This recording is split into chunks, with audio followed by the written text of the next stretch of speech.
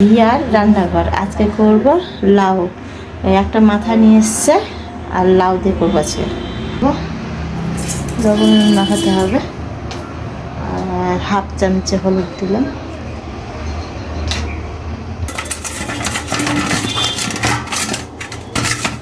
কড়াইয়ে তেল দিলাম। তো ওই তেলে আমি জিরা ফোড়ন দিলাম, দুটো তেজপাতা দিলাম। তেলটা হয়ে গেছে, আমার মাথাটা দিলাম। মাছগুলো ভাজা হয়ে গেছে, মাথাটা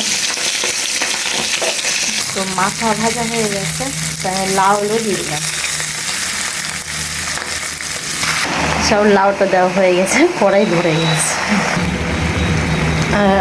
স্বাদ অনুযায়ী লবণ দিলাম, হলুদ দিলাম। তো লবণ দেওয়ার পর কত জল বেরিয়ে গেল লাউ থেকে, দেখে। তো নাড়াচাড়া করে দিয়ে একটু এক গাদা জল বেরিয়ে গেল।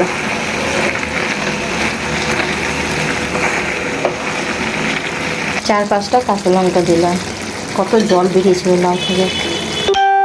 তো একটা লাউটা একটু মিষ্টি মিষ্টি হবে, আমি এক চামচে চিনি দিলাম।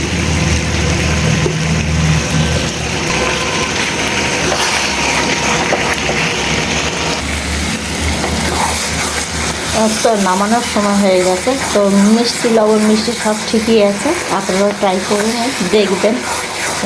কোনো পাতা দিলাম।